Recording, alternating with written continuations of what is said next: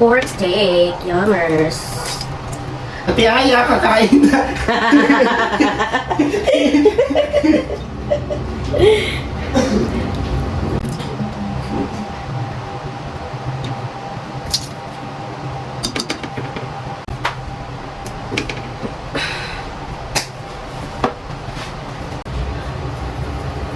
Maglalagay akong asukal para medyo manamis. Tapos, tayo.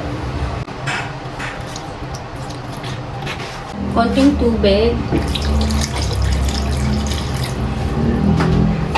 Haluin konti. 3 pork chop to hinati ko lang sa gitna. Ayan. Tapos 6 na kalamansi.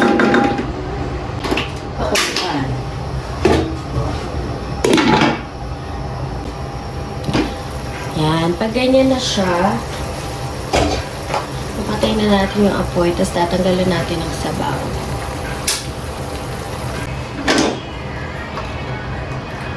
Ang nagturo sa akin ito, syempre, ang mama ko.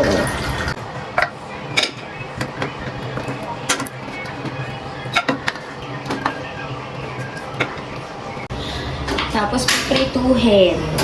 Baliktad kami magluto. Kulo muna bago prito.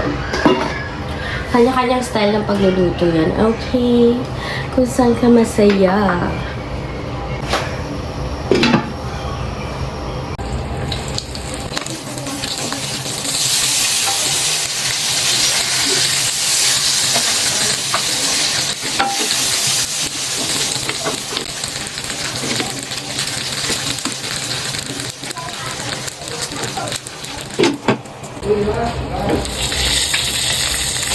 Lagay na ang sibuyas.